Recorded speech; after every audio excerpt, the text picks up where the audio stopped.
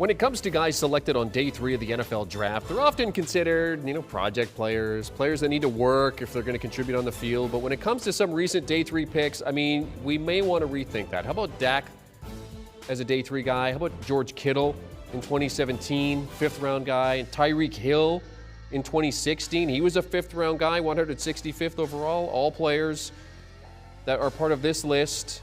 As you take a look, going back to 2010, here's some notable day 3 guys. Eddie Jackson, we mentioned Kittle. Aaron Jones out of UTEP from Conference USA. Stephon Diggs, 5th round guy. Darren Waller, Kirk Cousins, Richard Sherman.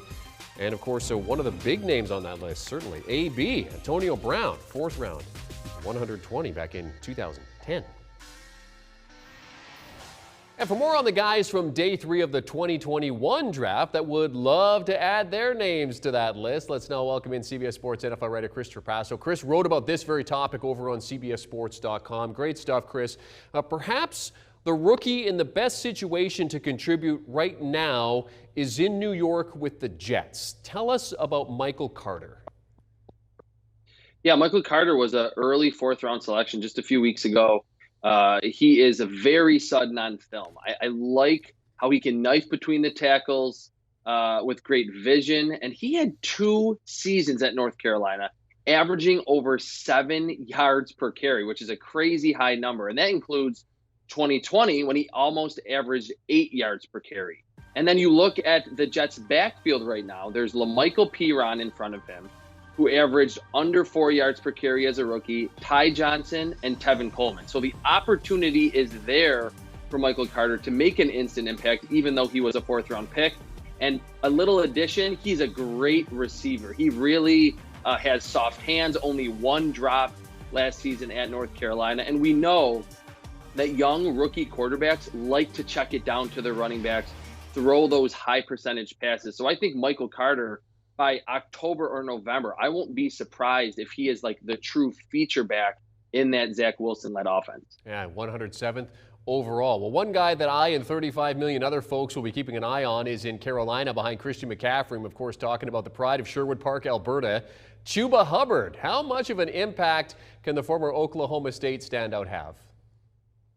It can be big. We saw last year with Christian McCaffrey's injuries that it's pretty important for the Panthers to have a legitimate backup. And they lost Mike Davis, who was spectacular as that stand-in for Christian McCaffrey last year in free agency.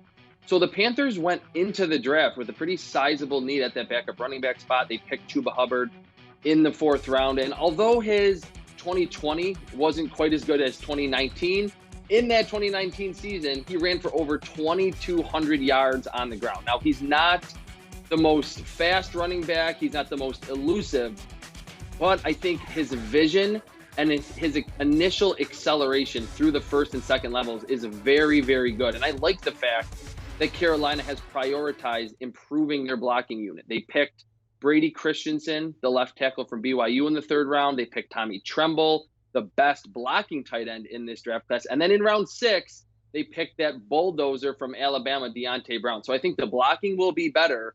And don't be surprised that on those well-blocked plays, if Chuba Hubbard is hitting some long runs down the field, like he did pretty often at Oklahoma State. Well, and being able to be in practice every day with a guy like Christian McCaffrey is certainly something that's going to help Hubbard in terms of his development. Let's talk about the Tennessee Titans, who jettisoned a bunch of their pass catchers this offseason.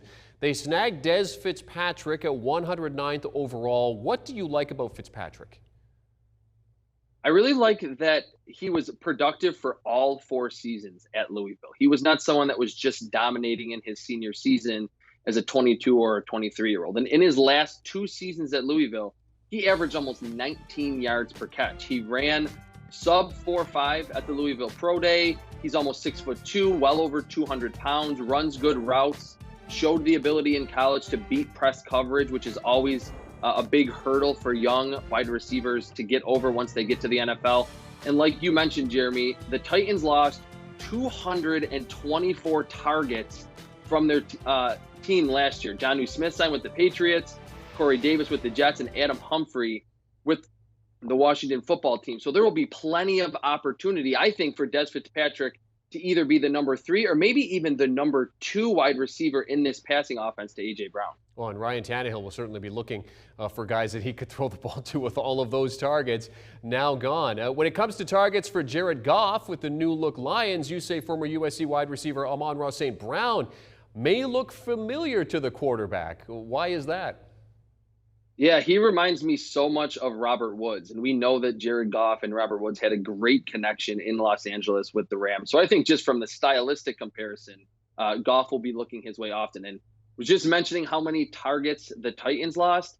The Lions lost 360 targets from their team in 2020, the most in the NFL. Kenny Galladay's gone, Marvin Jones, and Danny Amendola.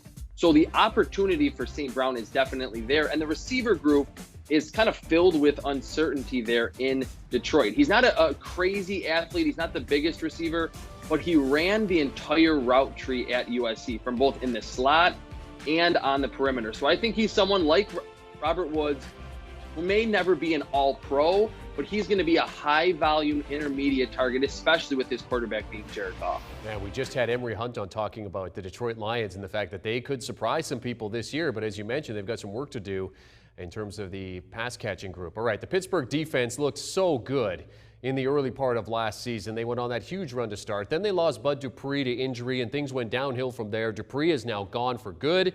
So there's an opening for a pass rusher here, and that's where Quincy Roche comes in. And you say the Steelers, I mean, they may have found a bargain here. Yeah, to pick Roche in the 6th round was fantastic value. And I think he dropped a little bit because he did not have the best workout at the Miami Pro Day. But you just watch him on film. He's a really good football player.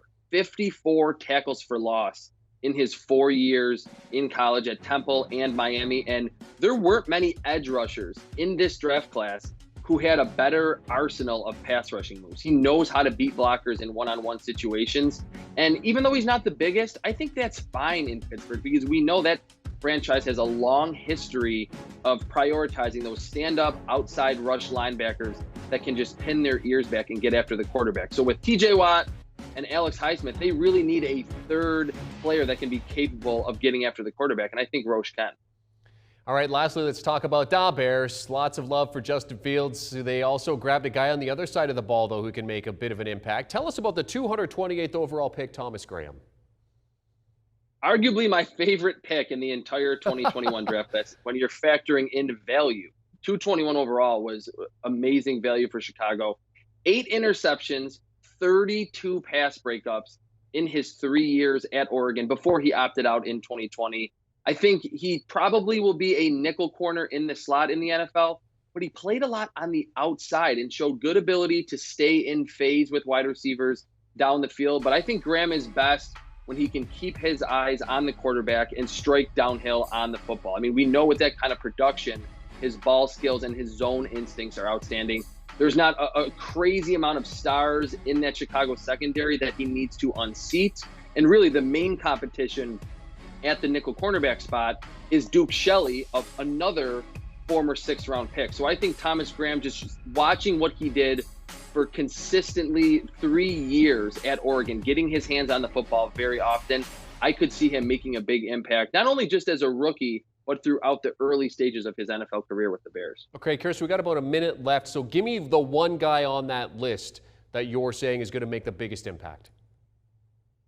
I'll go with Chuba Hubbard, and that might seem contrary to popular opinion because of the presence of Christian McCaffrey, but with Christian McCaffrey on this long-term deal, I think the Panthers want to preserve him. They don't want to necessarily give him 350 touches every season. They want him to be here for the long haul. So to get Chuba Hubbard behind this revamped offensive line and let him hit some of those bigger plays, I think would bode well, not only for Hubbard early, but Christian McCaffrey's long-term viability. Oh, you made yourself a lot of fans in Canada with that one, Chris. CBS Sports NFL writer analyst Chris Trapasso. You can read more of Chris's article about the Day 3 stand-up players over on CBSSports.com.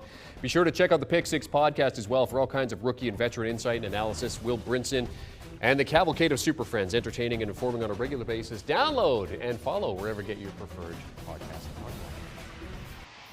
Do you want a sports network that delivers everything that matters about the game? The highlights, the picks, the instant analysis, no yelling, no fake debates, no politics.